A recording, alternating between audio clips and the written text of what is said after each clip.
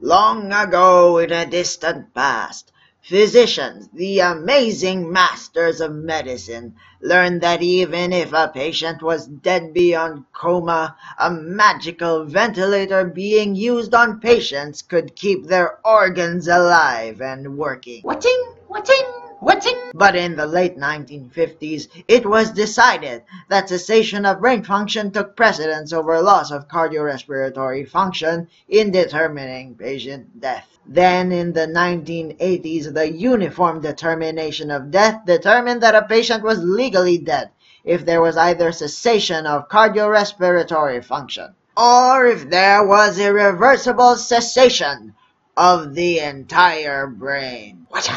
Gotta go back to the past, Samurai Curtis. Na na na na na na na. So, a little disclaimer. I think my trigeminal neuralgia pains are starting to kick in, so this might be my last video for tonight. So, what is brain death exactly? Brain death is a state wherein a patient's brain stops working completely, including all brainstem functions. The person assessing brain death shouldn't be associated with anything related to organ transplant. The assessor could be the head of the hospital if the case of brain death is due to something like an accident, trauma, a homicide.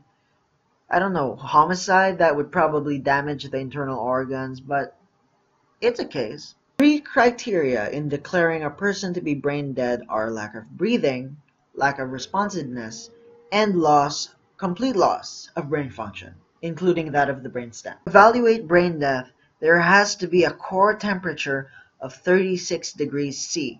One must make sure that this unresponsiveness is not due to the administration of any drug. And finally, one has to ensure that there is a balance in the electrolytes, acids, and bases of the patient.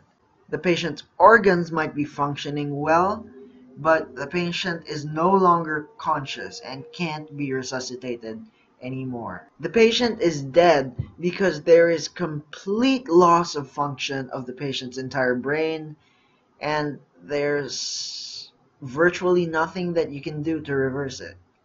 Even so, the patient's organs are still working.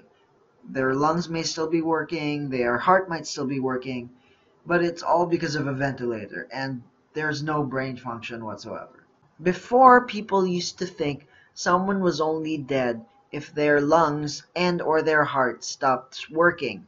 However, this would lead to the error of accidentally burying a person who was still completely conscious of everything that was happening around him. That's why in the 1960s, when technology had advanced, they developed a new criteria for death, and that was brain death. Now in 1981, the UDDA, as I said earlier, said that there are two ways to declare a person is dead.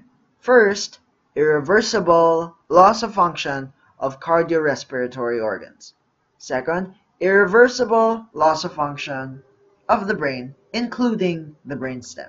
The key word here is irreversible. Now, in the Philippines, there is Republic Act 7170, which defines a difference between total and partial brain death. A person would be only partially brain dead if he only loses the function of his cerebral cortex or of his brainstem.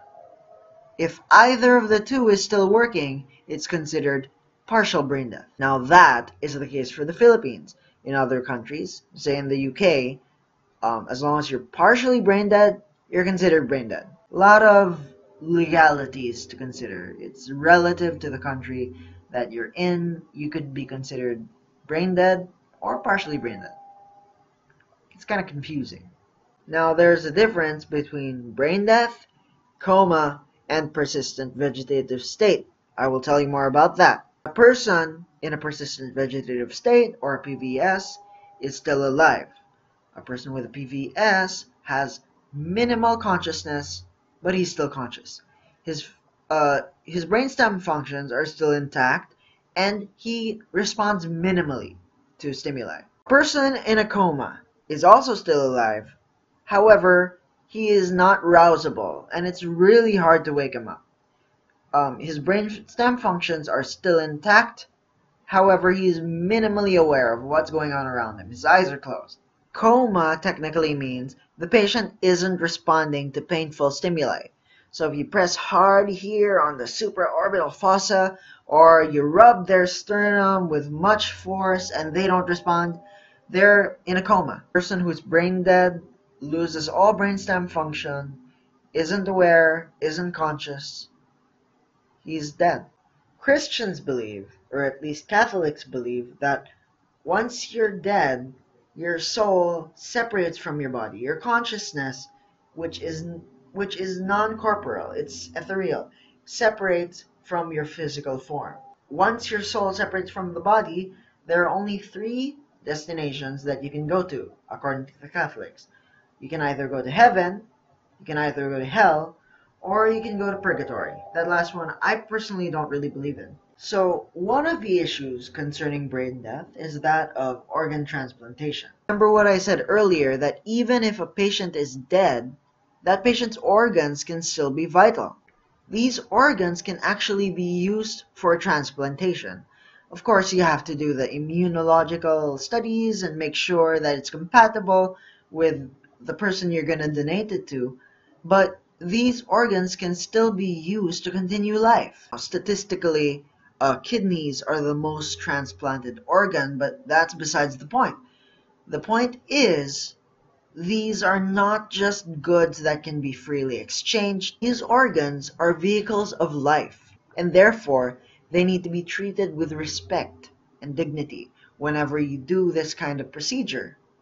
First and foremost, you have to get the consent of the family members or whoever is related to this patient who is brain dead. In decreasing order of priority, the family members who can give consent are the spouse, the children, the parents, and the siblings of the patient. Then, a donor card has to be signed in the presence of 2 valid witnesses. Now, according to Pope John Paul's address in 2000, this is a noble thing to do, to donate organs so that other patients can live a longer life. However, as I said earlier, organs are not to be sold, because this is in itself a violation of dignity. Your body parts should not be exchanged for money. Instead, they should be donated freely. It's not a matter of giving something that belongs to you. Rather, it's giving something of you to help someone else. Organ donation, precedence should be given to those who are compatible and those who need it the most. Remember the 4 core principles of being a good physician: non-maleficence, beneficence, justice, and autonomy. These should always be taken into perspective whenever doing any sort of organ transplant.